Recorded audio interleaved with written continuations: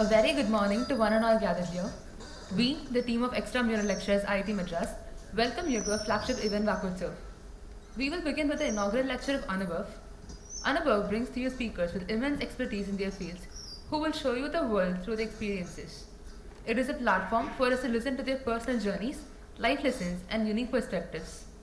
Today, we have with us Lieutenant General retired Satish Dua to paint us a picture of the role of youth in growth story of India.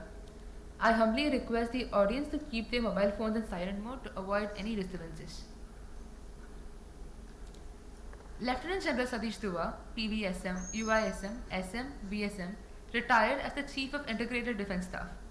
A counter-terrorism specialist, General Dua was the corps commander in Kashmir who planned and executed the surgical strikes in response to the terror attack at Uri.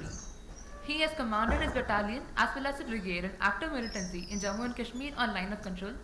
As a Major General, he raised and commanded a new counter-terrorism division of Assam Rifles to coordinate operations in 3 states of the Northeast.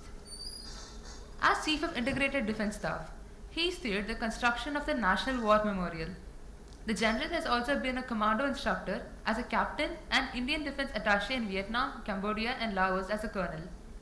He writes and speaks on current and strategic affairs. He has authored 2 books. The first, titled India's Brave Hearts, is about soldiers' lives on the LOC, which has been translated into 3 languages and is available as an audiobook as well. The second book, A General Reminisces, Life Under Fire in Kashmir, is the true story of a terrorist turned hero, a TEDx and a motivation speaker for youth forums and corporate leadership skills. The General is a keen sportsperson, fond of horse riding and adventure sports, enthusiast that includes skydiving, skiing, parachute jumping and mountain biking. With that, I request our EML faculty advisor, Professor Basavraj, to present our speaker with an Angavastram.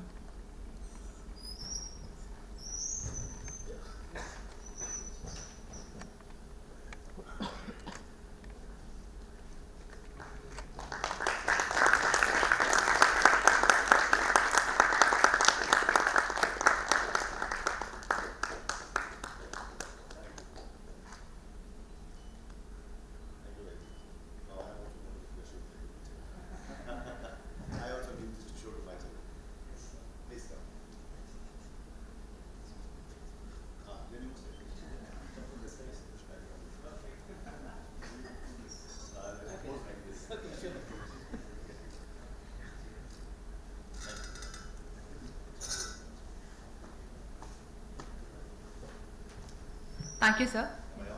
Yes, sir. Please be seated.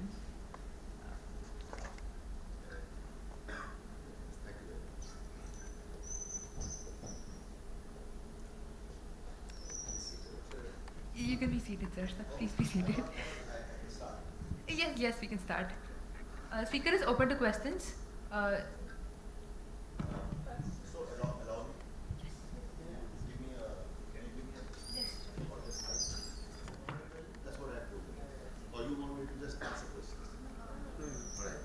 Let me speak. Otherwise, you bright minds of IIT, you will take me in directions that I will not be able to say something pithy that I want to say. All right. So, come here. Can you take this out? Here. Just remove this. Thank you. Just like you all gave me the Angvastram before I start. Can anyone? I just opened my jacket. Can anyone recognize this style? Can you recognize what this is? Since we are from all parts of the country.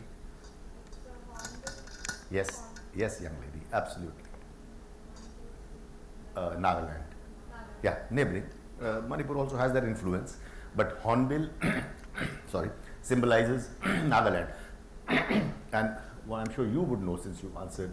There is a hornbill festival every December, I think. Yes. And it's a very big rock or music or whatever genre, I don't know the names, festival there. People come from all over the world.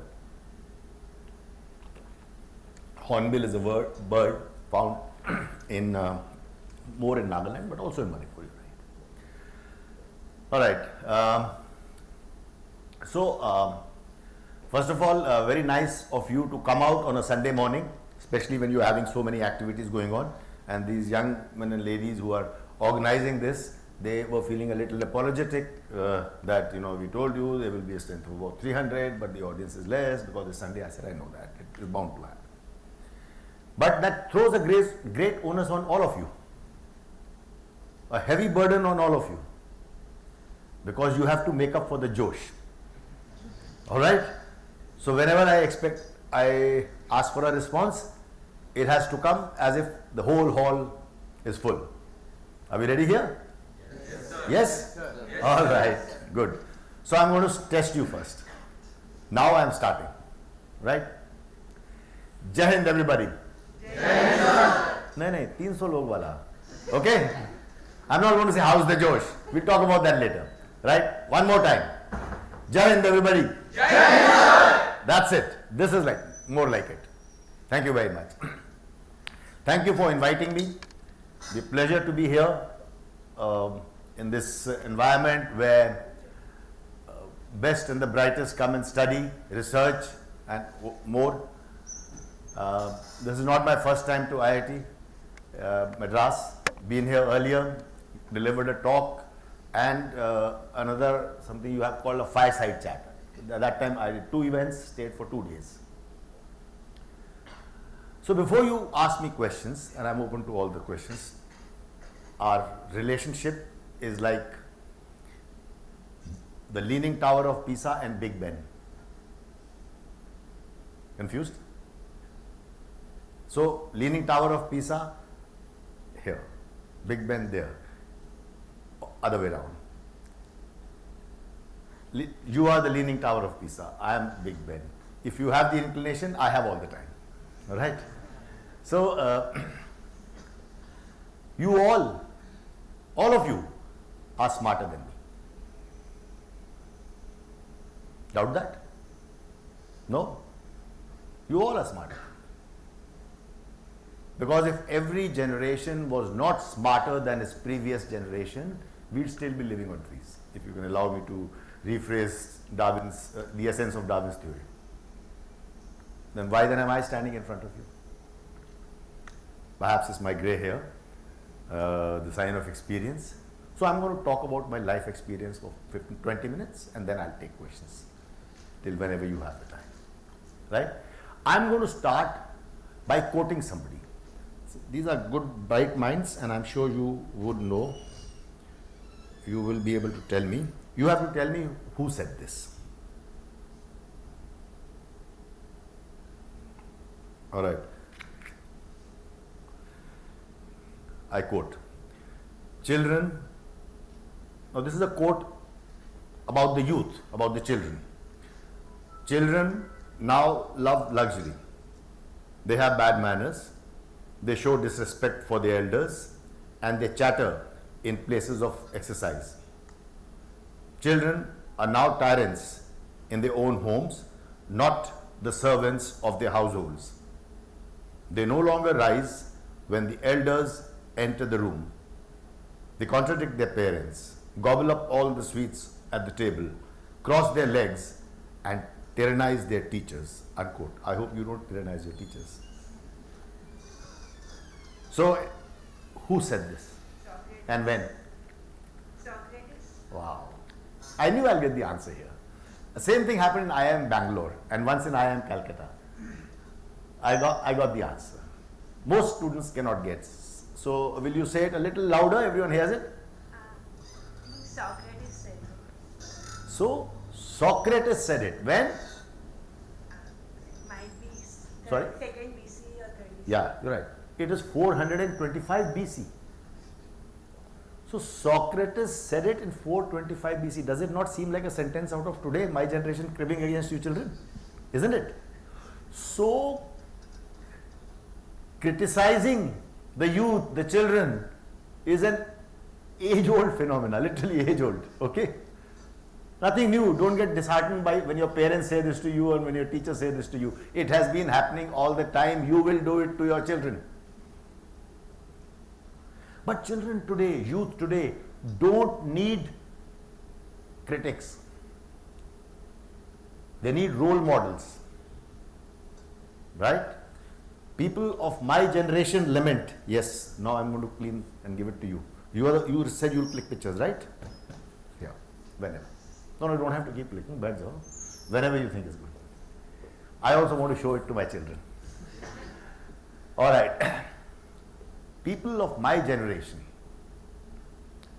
they always lament that the youth today are hooked to their mobile. They are dependent on Google. They play games online rather than in the play field. But my experience is different. My take is different. And I say Olympic records are continuously being broken. Children today, the youth today are more health conscious than our generation was. And some of you, younger people, have worked up magic. Mark Zuckerberg was 20 or 21 years old when he started Facebook, and in turn bumped the whole social media. Ritesh Agarwal, who's Ritesh Agarwal? Oyo. Your generation will know it, mine won't. Ritesh Agarwal of Oyo fame started his, what is now he's a multi-billionaire, concept of Oyo in his 20s. What was Bill Gates' age when he set up Microsoft? A school dropout? 20, exactly 20. And in the army also, I have seen a very similar logic. Everyone says youngsters are casual, their manners are wayward, they are not very respectful. Very similar thing. But have you all heard of Dil Mange More Wala Captain Vikram Batra? Yes, Anuj Nayyar, Vikrant Thapar, Manoj Kumar Pandey, so many names from Kargil war, isn't it? You all have heard? Yes or no? Yes, sir. You weren't even born then. Yes? But such are their stories of valor that you have heard of that. You know what is common amongst all of them? Besides being brave, many of them are brave, you only know a few stories that came to light. But you know what is common between all these 4 or 5 names that I took? Not one of them was more than 24 years of age. Youth. And they led seasoned soldiers to victory. What is the meaning of seasoned soldiers? Soldiers who were 30 years old, who were in their 40s, para-commandos, special forces, but these young men led from the front and took a bullet in the chest while leading from them. Nothing inspires more than leading from the front. And that's what makes them leaders. And that's what these young people have been. So there are many more such stories. Okay, let me tell you a very touching tale of Captain Pawan. Whether it is Kargil or Kashmir, it is these youngsters who do us proud. Let me tell you an interesting anecdote. You just heard her tell you that I was the corps commander in Kashmir. This is before the Uri surgical strike in 2016, sorry. I was from 15 to 16. This incident is of 2016, February 2016. Once I went to the base hospital. The base hospital in Badami Bagh cantonment, BB camp, my headquarters, the headquarters of the corps headquarters there, is an hospital where you don't get lifestyle disease patients. You don't get TB, heart attacks, and such cases, blood pressure. You get gunshot wounds, a foot amputated because of a landmine explosion, grenade shrapnel injuries to the face, so things like that.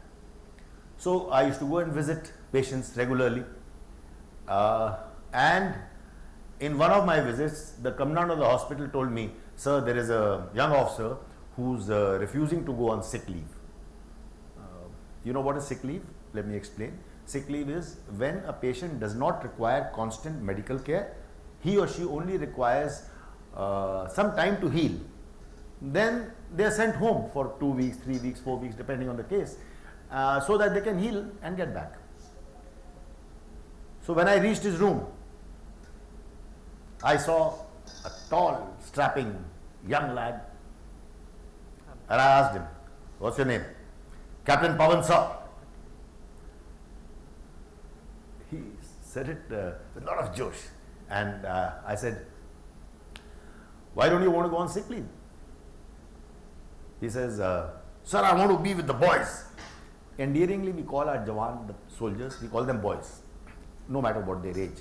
So I bemused, looking at this young boy saying, I want to be with the boys. His boys are in their 30s and 40s, and he was from special forces. They are seasoned commandos.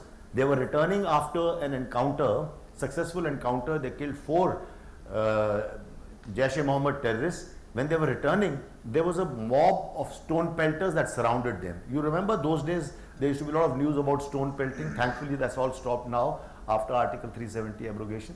So, army doesn't have lathis or smoke, tear gas shells. We have only weapons that kill.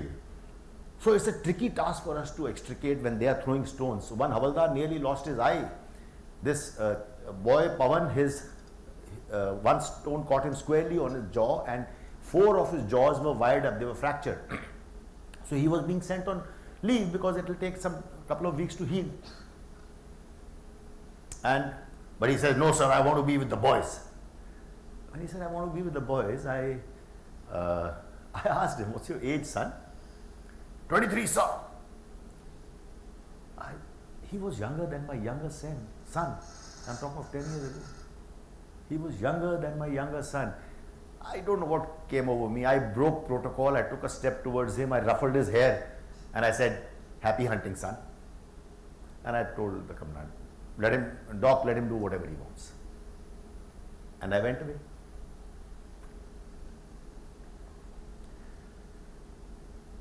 Two weeks later, I saluted his dead body in a casket. There was a huge operation on the outskirts of Srinagar in a place called Pampore, where saffron is grown. There was a 6-story building, Entrepreneur Development Institute, which had been taken over by 4 suicide terrorists. It made a lot of media news that for those 2 days. We got all the 66 hostages out safely, but we lost 3 brave hearts, 3 special forces brave hearts. Pawan was one of them. He could have gone home. He was being sent home. He said, no, I want to go back and I want to be with the boys, I want to be with them in the operations. That is youth for you, 23 years old. There are many more such stories, touching tales, not only in the army, amongst you all. What beautiful things, that magic that you all create.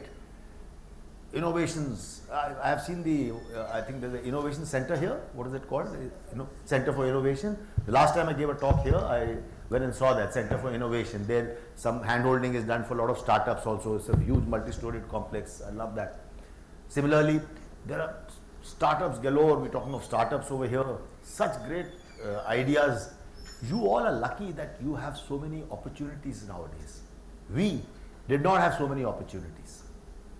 We had very restricted lines to pursue. Either you could join the NDA, National Defence Academy like I did, or you joined the medical or engineering, or you went into, did your graduation, went into for IAS, things like that. But it's very important that you must identify your passion. You all have decided, because you are in IIT, so you have decided, but some amongst you, like Kirtana is IIT, humanities. I spoke to this young lady who was coordinating. She said humanities, and I was surprised. IIT teaches humanities also now. So, what I was trying to say, you have to identify your passion. Even I started off by becoming a doctor. Before my NDA call letter came through, I went, I got a scholarship seat in medical college, and I joined Government Medical College, Bellary. I was in Karnataka. My father was posted in Karnataka those days. I did first semester. By then, I got a call letter and I went and joined the National Defence Academy because I was so hung up. I don't want to miss that. I have never regretted it. I didn't want to miss that for anything in life.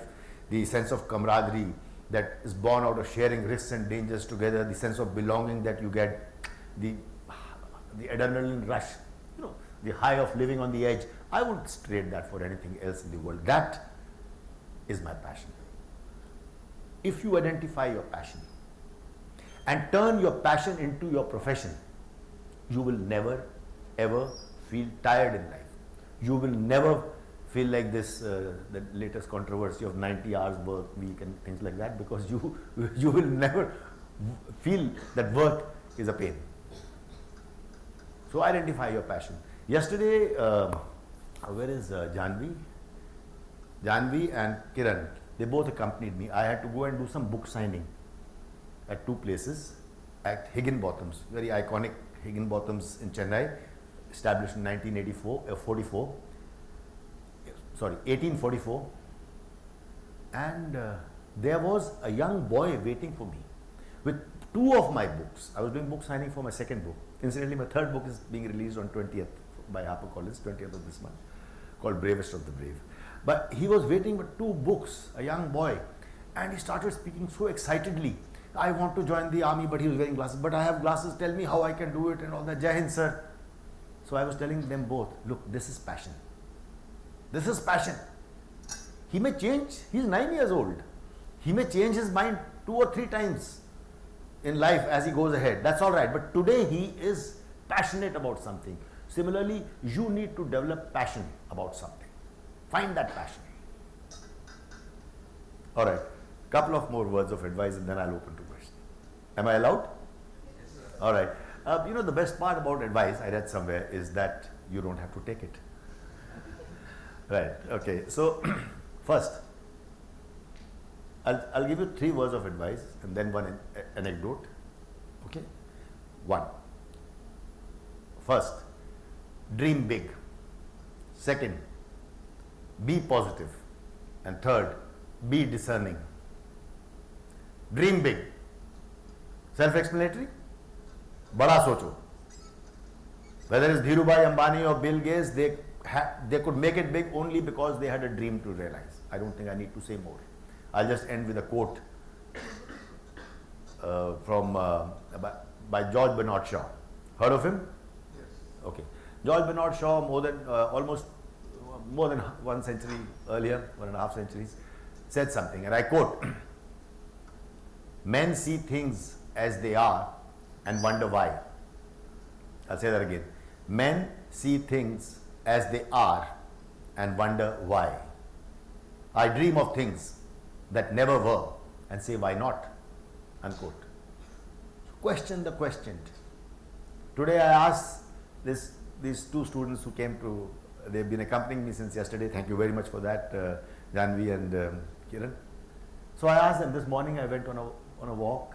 Apart from seeing deer on the road, I clicked pictures. I also clicked the picture of Bourne Avenue. So I asked them, why Bourne Avenue? I'm sure you all know the answer, right? Why Bourne Avenue? Tell me who doesn't know the answer. I'm going to ask somebody now. I'm sure, I'll make out from your face. You don't know the answer, right? You should. You are from IIT. You should. That's what I'm saying. Question the question. You should question. Delhi Avenue. She said Delhi Avenue B. I know. Delhi Avenue is fine in India. But why Bourne Avenue? Not even Berlin. Bonn. Why Bonn? Collaboration between Germany and India for establishing. Yes, West Germany. West Germany. West Germany. All the IITs were like that. I went on internet today and learned. You must find out. You must be inquisitive. You must be curious. Then I learned that IIT Bombay is by Soviet Union and it has very communist bloc kind of things. IIT Kanpur is by US and it has a Harvard-like campus. If you have 130 acres, I don't know how many acres, 130 acres? 600? 650? 600, whatever. 600 plus acres. It is thanks to Germans. They insisted, they want their children to grow up with the nature. It's not the Indian government got suddenly generous over here. Alright? You need to know that. So if you see the deers and monkeys and mongoose, it's because of them. Okay, anyway, the idea was to tell you, you must question everything, you must try to be curious. Okay, that's it. Be positive. Harness the power of positive thinking. Positive thinking will get you everywhere. There are 2 platforms to operate from. Either you can say, oh, today when I will go there, I don't know whether I will pass in this exam or not. Yesterday you have some examinations and Kiran, you had an exam. Or what will happen? or you operate from that is fear of failure. You operate from the platform of hope for success. I will pass. Why will I not do it? I will do good. I will do well. It will happen. Okay? So that's power of positive thinking. Be positive in your approach and it will happen. You know, Shah Rukh Khan, in one of his dialogues, he made this very popular. I'm sure, and none of you were born. I'm talking to the younger people. They were not born. But you will tell me the answer. You will tell me the movie also. Anyone? Any guesses on the universe conspiring to give it to you? Sorry? नहीं. हाँ, yes. देखो ये dialogue बोल रहा है, picture नहीं याद है. This is the remix का ज़माना. You weren't born when this movie was released. The movie is Om Shanti Om. And the dialogue is? Alright, I'll say that since I have a mic. Yes, you are absolutely right. अगर किसी चीज़ को पूरी शिद्दत से चाहो तो सारी कायनात उसे तुमसे मिलाने में जुड़ जाती है. If you want something, will something very intently, very steadily, the whole universe will conspire to give it to you. That's what he says, and that's what happens. It is then when your will become one with the divine will. In Hindu mythology, Atma or Paramatma ka milan. Try it. Always be positive. Don't operate from that fear of failure, that platform of fear of failure. Think of everything. It'll happen. In my younger son's wedding 2 years ago, on that day in the afternoon, they started, there were thunderstorms, it was in the month of March, last year, sorry, and there were thunderstorms, it was about to rain, it drizzled a bit.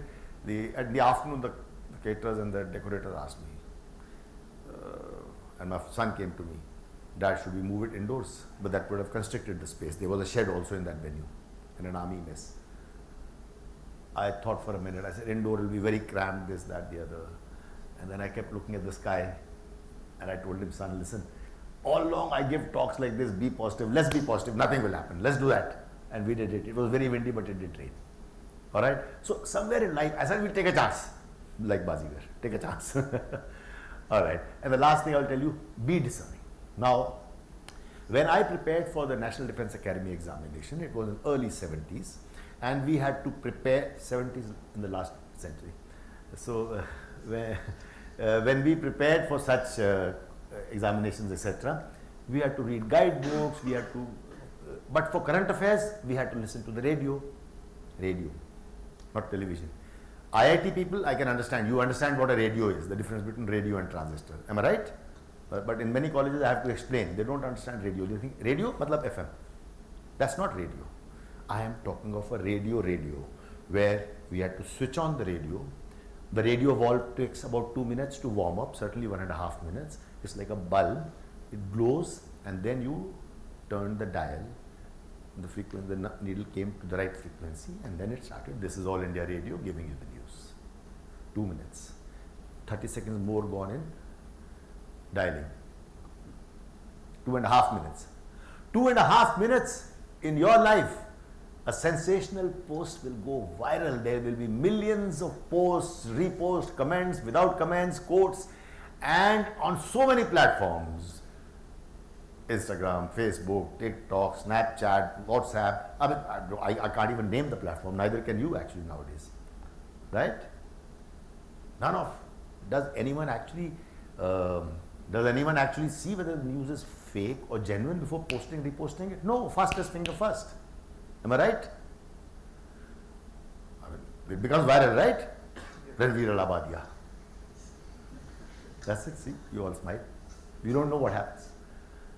What do you know about Russia-Ukraine war? Only that the Western media tells you. Isn't it? Does anyone hear or read Al Jazeera? Al Jazeera is a very, yes, you do, very good. Al Jazeera gives you another point of view. This morning I saw a Twitter report of Croatia. You know a country called Croatia? Ex-Yugoslavia. Croatian country, Croatian TV. Putin has spoken out there. He's spoken such great sense. But we don't read that narrative. We read what this fool Trump tells us. So that's it. I'm sorry for saying fool, but what I meant is Trump is not a fool, he's president, but he's a maverick. That we all know. All right.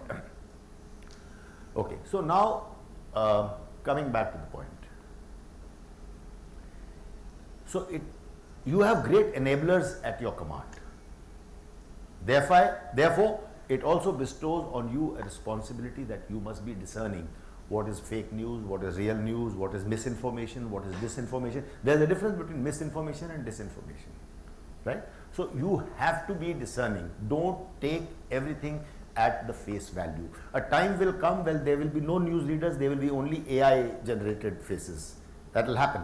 It's already started happening in call centers. So it will happen. You will see all this. You will develop all this actually, right?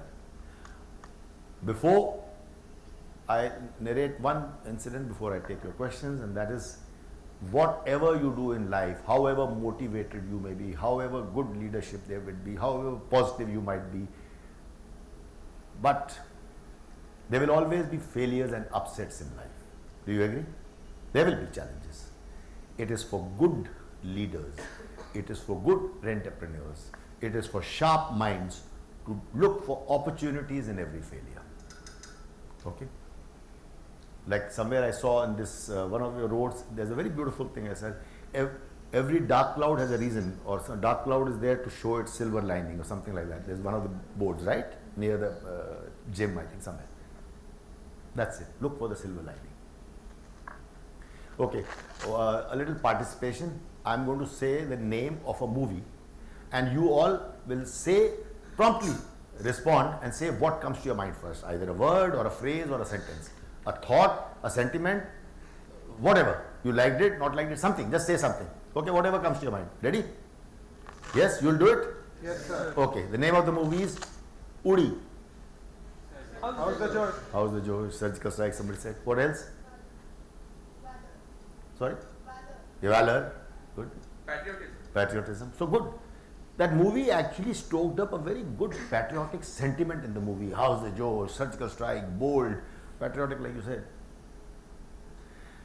But, ladies and gentlemen, that for me, Uri is the biggest failure of my life. On 16th of September, it was a Sunday, just like today. On 18th of September in 2016, I lost 18 soldiers when 4 suicide terrorists came in at Uri, and I lost 18 soldiers, 18 young lives lost on my watch. That is something I will never be able to live down till my dying day. It weighs heavily. Just like I lost 8 soldiers, two of which were officers, when I was commanding a battalion. I was in combat with them day after day for 3 years. We lost 8. When a commander loses soldiers under his command, there is nothing heavier than that. No burden more heavy than that. They are your family. So I took a chopper. When this happened, I took a chopper. I went to Uri. I saw things for myself, directed operations, whatever I could, whatever guidance I could give, and sanitization operations were going on. I came back. When I was coming back, I got a call that defense minister is arriving. In fact, I told Mr. Mohan, who was the defense secretary, who called me, I said, why today? I don't want VIPs on my hands. He said, but he's already taken off. So there it was. Late Mr. Manohar Parrikar was the defense minister. He arrived in the afternoon. The army chief had already arrived, and he said he wanted to go to Uri. I said, so you can't go to Uri. I'll take, their operations are going on. Fires are literally burning there. One of our cookhouses had caught fire. And I said, we'll go to my headquarters. I'll brief you there. It is a short 10 minutes, 7-8 minutes helicopter ride from Srinagar airport to my headquarters. We took that. That was the first 10 minutes I got alone to myself since morning. Because of the noise in the helicopter, you can't speak to anyone else. And I thought to myself, now that he's here, the defense minister, on that very day, normally the politicians come later, 1 week, 15, 10 days later. I said, what good can we do? What good can come out of it? Then I realized that there was great anger in the whole nation against Pakistan-sponsored terrorism. The whole country was incensed. The leadership in Delhi was agitated. My soldiers wanted revenge, and we decided to turn this pain into an opportunity. And when I briefed him, I finished my briefing, he said, and I've written all this in both my books, but greater detail in my first book, India's Brave Heart, word for word, so I can't even change a word. He says, "To ab kya karna hai?" That means, so what do we do now?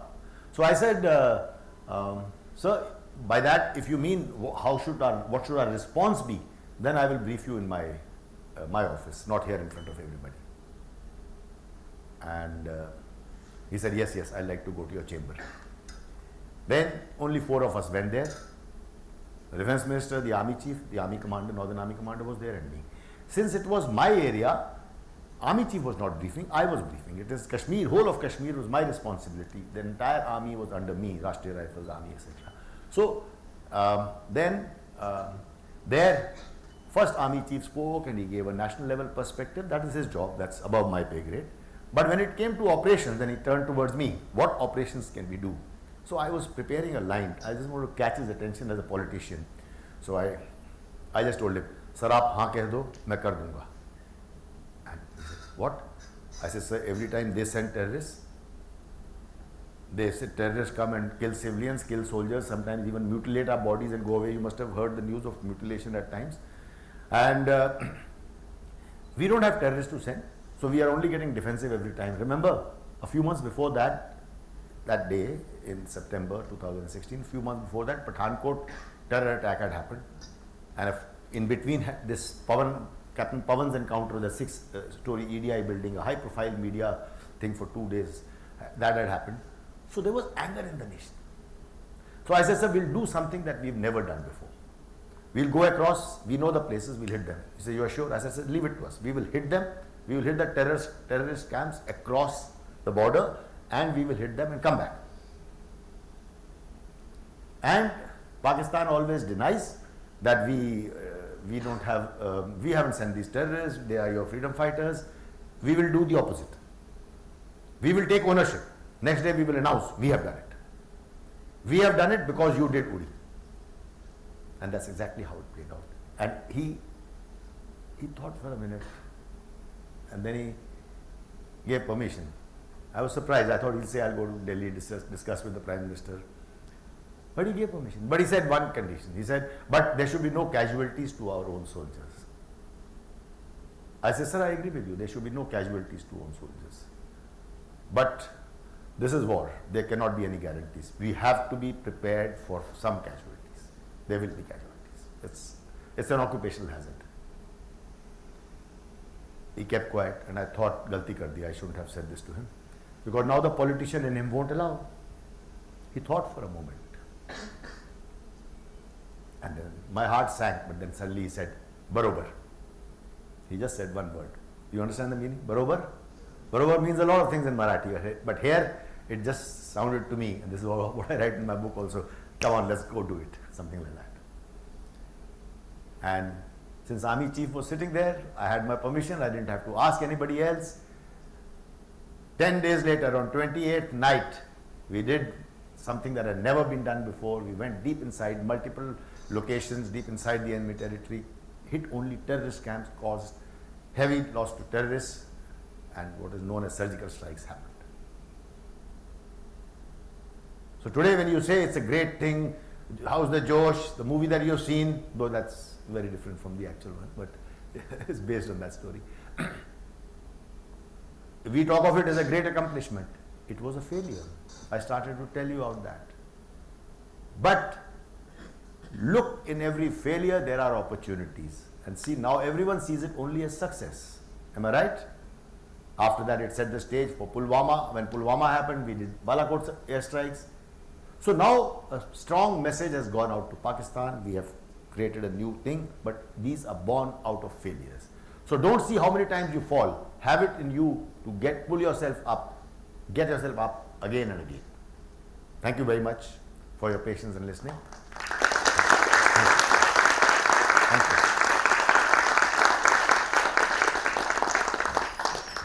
you. I'm open to questions. It's your Sunday. I'm like I told you, I have the time. Sir, Ma'am. whenever we see any armed forces person, Yes. we feel very proud. Thank you. They are always confident, they are always energetic, Thank you. and in our campus also, some they come for post-graduation and they always look very energetic. You can actually spot them. You can say that they came from armed services, Yeah. and they are not civilians. And on the other hand, as civilians, now there is, for all small things, there is depression, there is stress. We are talking, and they say, okay, reduce the course load, reduce seriousness of the, and how you people deal with stress or depression, or you don't have all these things, emotions in your this thing. And what is your say? How we youth, the civilian youth, has to fight with this new trend of depression? Thank you. Very deep questions. If anyone is to attempt a holistic answer, ma'am, it would take one full day seminar. But I'll try to give a short reply, my first response. I think the first difference is, in the army, and I'm sure by extension Navy, Air Force, I just say army by habit. In the army, we create a very different atmosphere, a different mental makeup, if you will, by creating a great sense of belonging. We create a great sense of belonging. We catch young impressionable minds, first of all, young impressionable minds. Anyone who joins the army as a soldier is 16 to 17, now 17 years of age. I joined the NDA, you join the NDA at 16, 17 years of age. You catch young impressionable minds and you mold them according to you. We mold them, we don't give them the liberty. This morning, it struck me while going for a walk. It's a beautiful campus, and I actually thought this. I am more at peace. We are not allowed to move singly. Cadets cannot move in National Defence Academy, has a beautiful campus in Pune. Anyone been there? Okay. So it has a beautiful big campus, right? But the sidewalks are well manicured, hedges are trimmed. It is not like a jungle.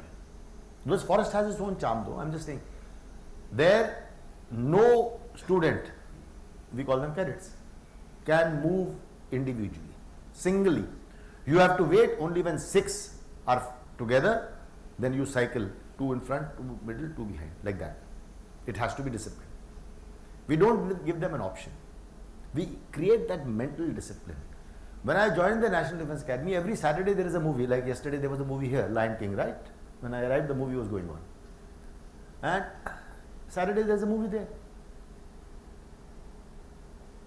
In the beginning when I went, it was raining. So I decided not to go for the movie. I was kicked out by the sergeant, you have to go for the movie. I said, why? It's entertainment. I'm not missing a class. And I was abused left, right and center. This is discipline. If there is war, do you think rain or snow can stop you? You have to reach at the designated place and attack at the designated time.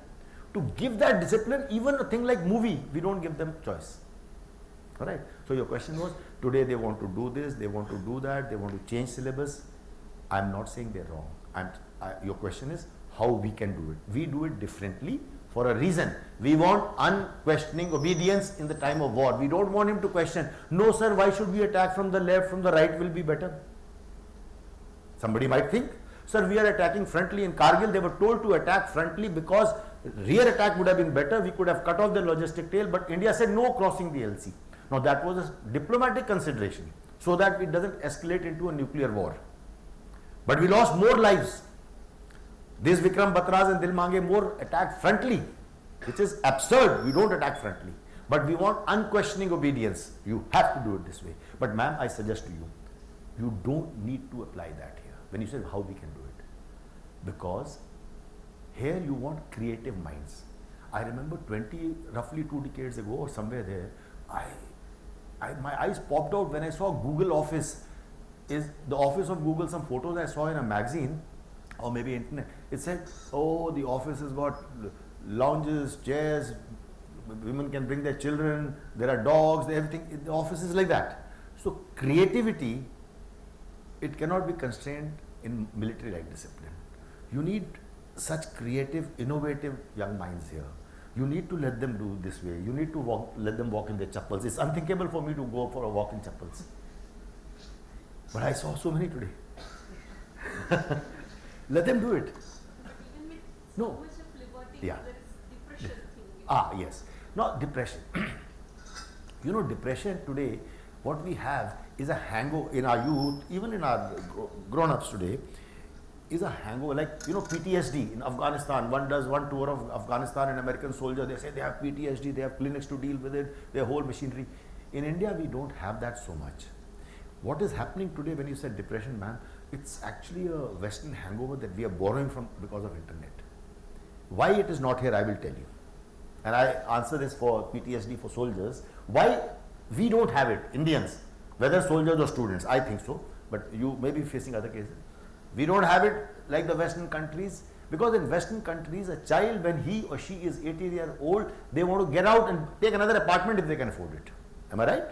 Some of you must have relatives. I have relatives. You've been abroad several times to see them. They want to go out. They want to stay separate. They have very little family values. We have great family values. We have amazing community values. We stay in joint families, even if you don't literally say nowadays, but you sort of go visit each other. In Western countries, a man is a hero if he does lunch with his mother once in a month. You know that. He's considered a good guy. But where we all stay intertwined with each other, sometimes too much into each other. But that support is there. You can go back and cry on the shoulders of your mother or your brother or your sister.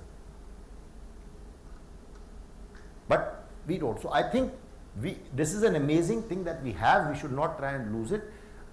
Even if it is not literally staying in the same house all the time, you may be in a hostel here, but you know, amazing amount of time that you can spend talking to them or video call and this and that itself is a great thing. So I feel the best way to take care of, if you think there are still stresses somewhere, is to form what we do. We have a buddy system in the army. We have two buddies created. If they both are buddies, each one will know everything about each other. We create buddies. You create buddies in your school. It's very simple. Pick up your own friend, that's all. And we designated buddies. Then this buddy is responsible for everything that he or she does. It is better if they are same gender, only from the point of view of that they can sort of talk about everything to each other. And buddy, like in the army, in forward areas, in operational areas, we have some issues sometimes, and we say the buddy will, suppose there is a man who has a violent streak, either he can harm others or harm himself, because we have loaded weapons in hand all the time. This buddy will tell that something is going wrong with this guy. I'm seeing things like that. Or buddy will try to disarm him. So this is one thing I can suggest we can do. Otherwise, our community values are. Thank you. Anyone else? Yeah. There.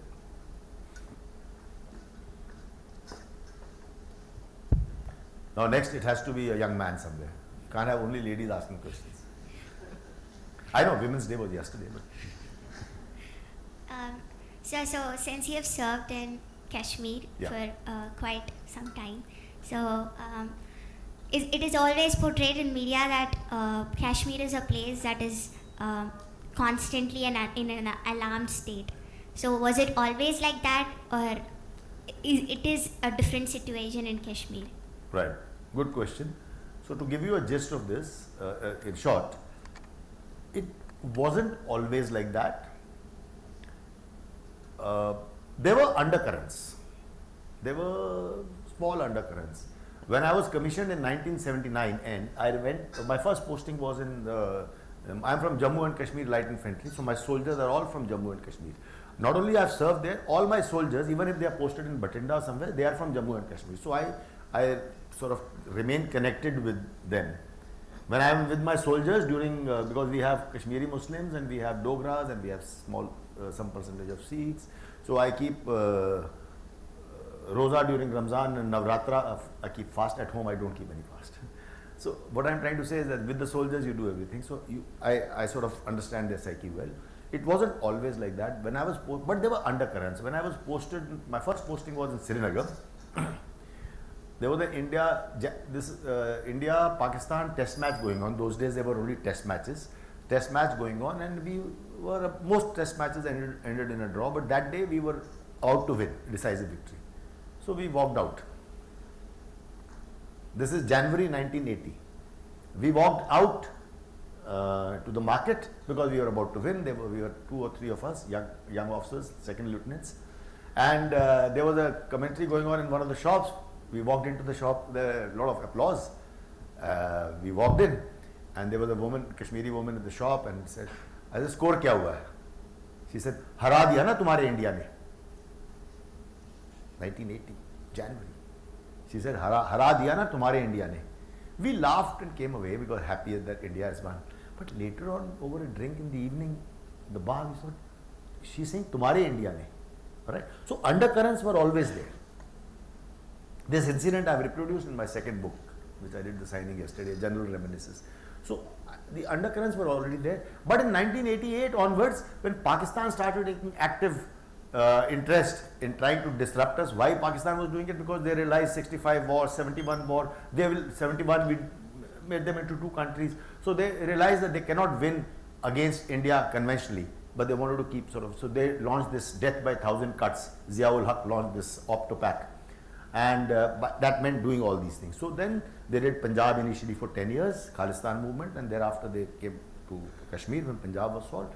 So then they started taking active interest. The answer to your question is yes. During those 4 decades, the problem magnified because Soviet Union had withdrawn from Afghanistan. All the terrorists that with the US help they had, Pakistan had reared to fight the Soviet invasion, they were free. So they started sending them, they were creating problems in Pakistan, they started sending them to Kashmir. So these 4 decades we had a problem.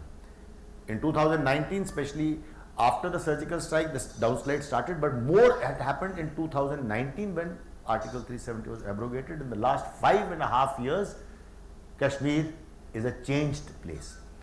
I don't know whether any one of you caught that in the news. Day before yesterday, Omar Abdullah read out his financial budget in the assembly, and being from a different party, he a lot of praise on Modi, and saying that in the last 5 years our development parameters, our GDP has gone up by about 50%, and our growth path, for the first time there were 2.3 crore tourists in Kashmir this season, and many more development parameters. And so this is the last part of Kashmir. Are things changed? Yes, things have changed a lot, and I think the younger generation wants only, their aspiration is for growth. The moment you give them all this happening, they will stop the stone pelting, and they will look at computers. Thank you. Thank you. Anyone else? Yeah. Yes. Thank you. I said a young man has to ask me a question.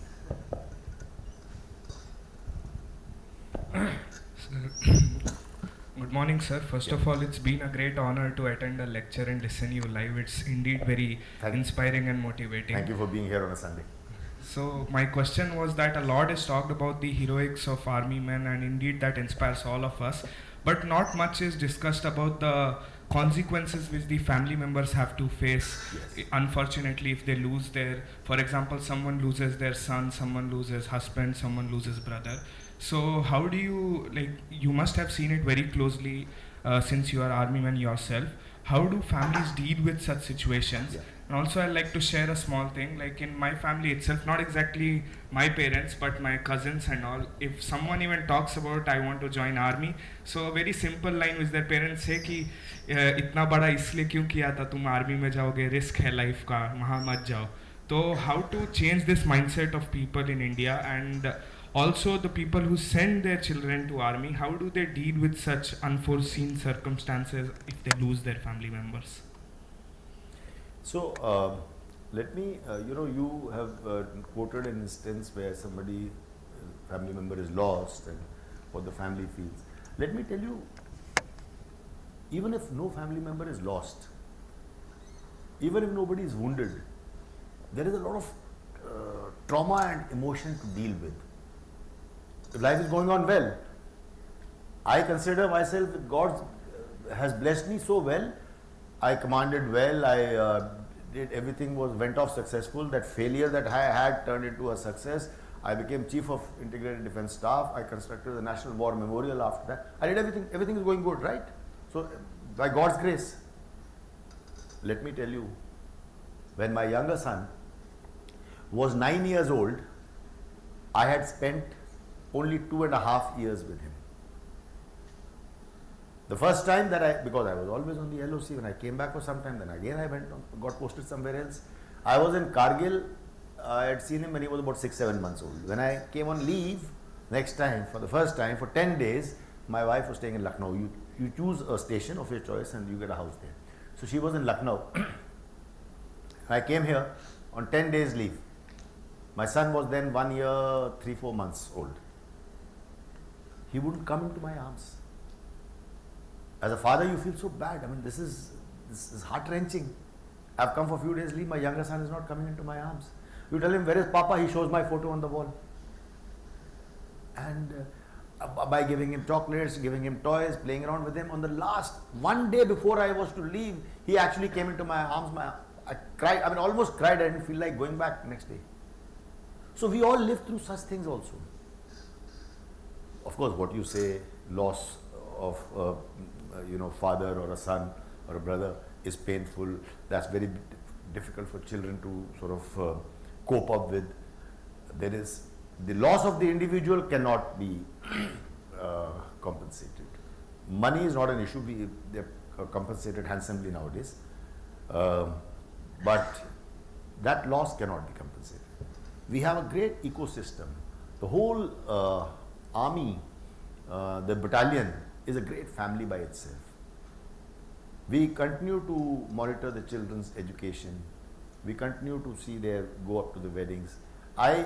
Once when I was Corps Commander in Kashmir, as a Lieutenant General, I went to attend the wedding of one of my soldiers' daughter. This soldier was no more, a brave soldier. I went by a helicopter to a place called in Bhadrawa, if anyone knows J&K, mountainous area in Bhadrawa. I landed at a makeshift helipad. From there I drove in a gypsy in a very slushy mountain road for about half an hour, 40 minutes, and then I walked up for 30 minutes to his village to attend his daughter's wedding, only because he had been with me in combat 20 years ago. So these are the kind of bonds we maintain. We take care of them. We can't obviously compensate for the loss of that bread earner, that father. But what I'm trying to do, the next best, we try to do this a lot. Right? Yes, please. One after the other. We'll have this one last question. Sorry? We'll have this one last question. One last question? Okay, but two of them raised hands, so allow two. Okay. It's a Sunday, man. If they are willing, unless you have a commitment. I'm free. Thank you, sir. I think you might have been recently bugged about this a lot. Given our indigenous push for Atmanirbhar Bharat, but we also use many critical defense equipments like still foreign made. And how do you see to leverage the modern tech in our defense capabilities? Yeah. Specifically, more secretly talking about fifth-gen aircrafts or things like that. And also, additionally, is there any role like we, as to speak, public-private partnership could play in increasing our, accelerating our indigenous defense capabilities? Yeah. So. Thank you. Very good question. We are far. If India aspires to be a regional power also, we cannot remain dependent on foreign equipment, foreign weapons and platform. We have to create our own, like you rightly said. But we are far behind. We are behind because I think we made a mistake after independence. We gave it solely to the public sector. DRDO, HAL, PSUs. The decision that time was that because that time our industry was not full developed. So after 2 decades or 25 years, we will open it up to the private sector. But then, by then, the public sector got so entrenched that they are, for the turf wars, they did not release their hold. And our leaders were ignorant because they were politicians. They have not served in the army, unlike the US or the European countries. They have served something in the army, they have an idea.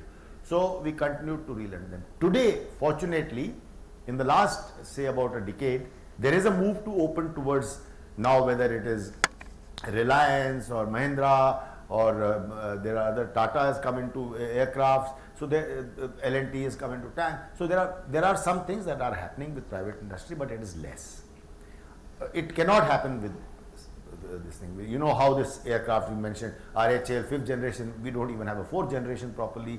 When we have also, then we are, whatever is coming out, we are looking for that. GE engine, F404 is not coming. Like you said, joint ventures or collaboration, they don't work. The others will not give us the hot technologies. They'll give you some spare parts and wings and avionics. They won't give you this. So we have to develop our own. That's where you come in. That's why you have the Center for Innovation. In fact, one of my good friends, General Shankar, is here as a professor. Has anyone seen the aerospace department? He's there, the man with the big mush.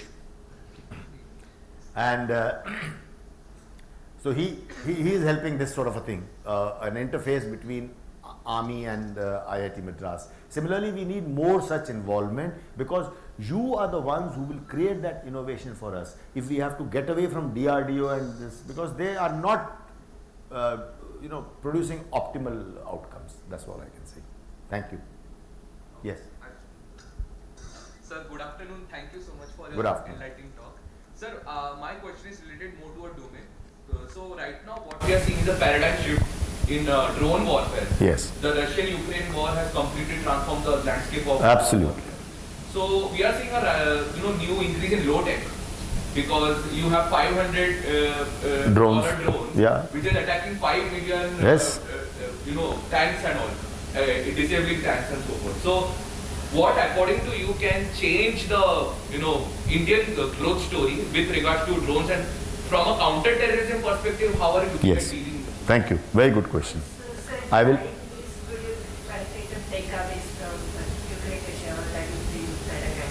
Sorry, I didn't understand. Could you share some takeaways from Russia-Ukraine? Yeah. So, for example, building on your statement, both of you, what you said especially, and I'm glad you gave the mic back confidently. I don't need it, and you didn't. So, you know that Russia's one of the biggest warships was destroyed, or not destroyed but disabled by Ukraine, and Ukraine has no navy. That's what he's talking about. They're using technology to destroy. But you're right to say low tech. When you say low tech, that means it is lower than the 5th generation and things like that, and much cheaper. A 5th generation aircraft costs millions. Soon it will get to billion, but the stealth technologies. But these are very small platforms. You are right to say that we should use them in counterinsurgency as well. You are right to say that we should use them in a asymmetric way. After all, how was Osama bin Laden, how did he roam free for 10 years when all the mightiest, most technological force put all their weight behind them, the US Army, and they couldn't get them for 10 years? Why? Why was it? Sorry? Local support, he could disappear in the crowd. No, ma'am, you're right, but it was low tech. He did not use a laptop. He did not use a mobile phone. He literally went back to pigeons. So, you don't put out any signature. Anyway, getting back to the point, so you are right. And I'm glad you guys are thinking of this. You have the Center for Innovation. You have to think of how to do things differently. You remember Steve Jobs has taught us, think different and think differently are two different things. Okay? So do it different. Do it differently. Both things have to be put together. And you are right, this drone, it is not only for photographers to film the weddings or Bollywood movies. You have to harness the power of this low tech. After all, this, and India is doing great job in this. India is moving very fast. Even we meaning the defense, is doing a lot of hand-holding today. Even your Center for Innovation has, I am aware through General Shankar, has a tie-up with the Indian Army. Indian Army is running some courses over here. They are doing something in your Center for Technology. If any one of you is really keen, walk up to General Shankar, Lieutenant General P.R. Shankar, he is in the Aerospace Department. You will know more details. It is actually happening. And I'm glad you asked this question because this is what we need. We need the academia and the private sector to get involved in this growth story of our country. And this is a little gap we have. That is Atmanirbhar in defense. All right, last question. Yes. Oh, there are more. Unless this young lady has a problem, I don't have a problem. Okay. Any one of you, can we have questions? Yeah, go ahead. Hello, sir. Yeah. So this is a follow-up question to your first answer on discipline. Yeah. So it may be true that military level discipline is not relevant in a civilian context, and more emphasis should be put on creativity. But still, if I feel my level of discipline and confidence is so low, how can I improve it? So, remember, if you feel that yourself, then inculcate something that is something like self-discipline. Have that self-discipline. Nothing like self-discipline. Even if I party late at night, I will get out and go in the morning. Even at this age, I will not leave it. Very rare it would happen that because we are having a course mate get together or a wedding in a battalion or something that, you know, we have a very late night, very rare that I will, other than a Sunday, not go out. Today, despite being a Sunday, I still went out because it was a beautiful campus. So I'm just giving you an example of self-discipline. If you decide that you have to go to gym thrice a week, do that no matter what. One day will be disrupted, do it another day. Similarly, inculcate for yourself in your studies, I don't know your curricula, but whatever, you know, in your studies, in your work, in your research, whatever you do, inculcate a sense of self-discipline. The moment we inculcate self-discipline, you don't need anything else. If you are feeling so strongly that you are asking me a question, in fact, what you will do, and if, ma'am, you take up my suggestion, his buddy will also inculcate self-discipline. You will do that. You will, in your circle of friends or class fellows, you will certainly, by yourself, without giving a lecture, you will influence somebody else also to become like you. It will happen.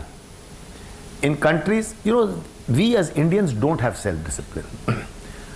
Some of you must have gone, some of you would have had friends, or some of you will go, travel abroad later, or work and settle there also. The same Indians who will throw trash here will go to Singapore, will not do anything like that because there is a fine. You understand?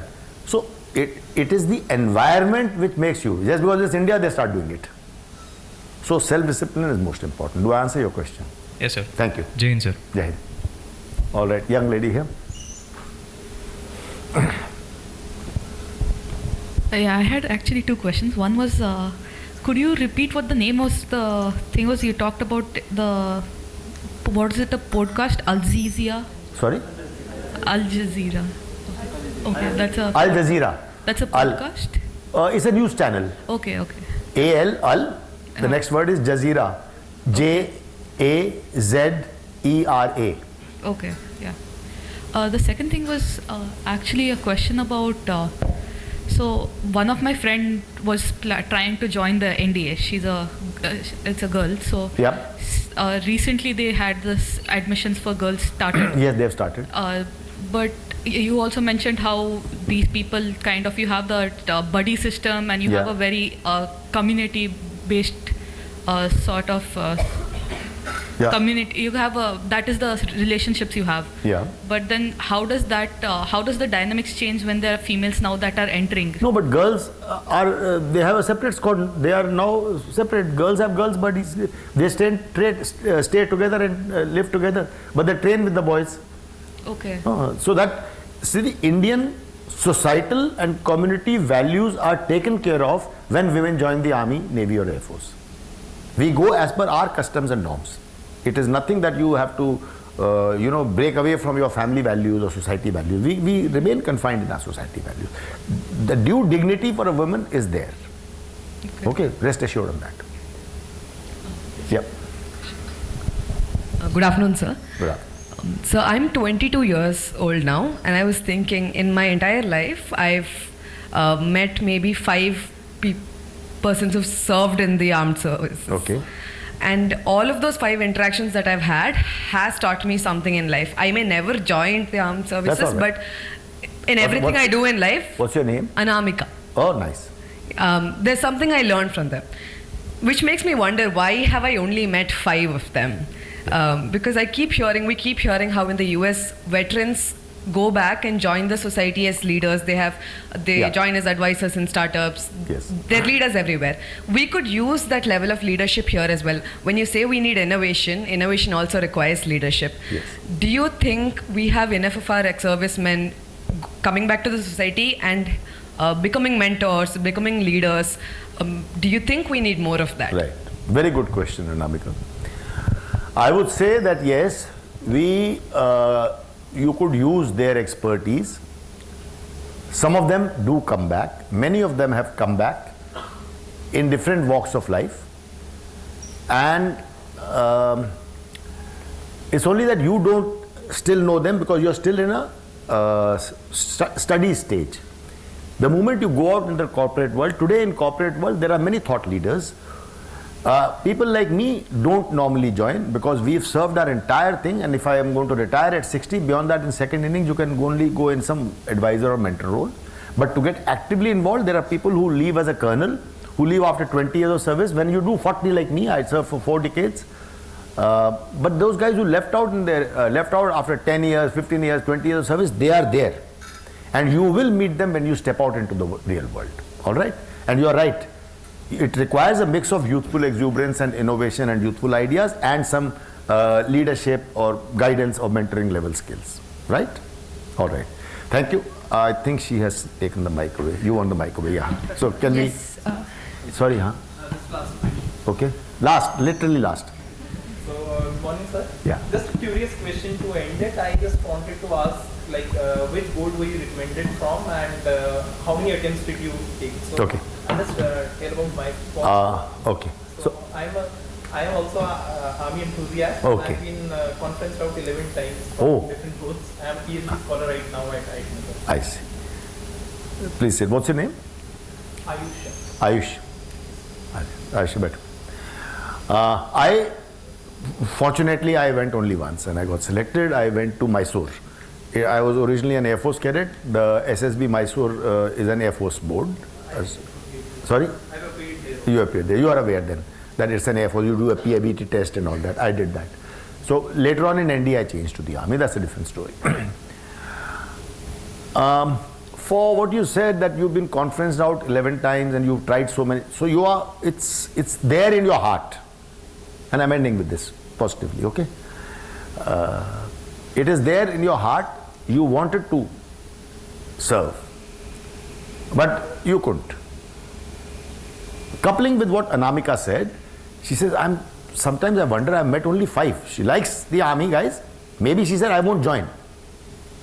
So there is an example, ladies and gentlemen, where she says, maybe I won't join. She's very clear.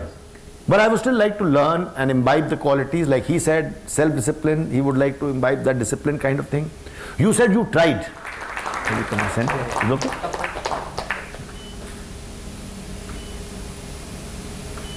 Thank you. Thank you. Thank you very much. Lovely. Thank you. It was in 1990, sir. Thank you very much. I will get that. All right. Thank you very much. With that, we come to the end of the lecture. I thank each and every one of you for joining us today. Thank you all.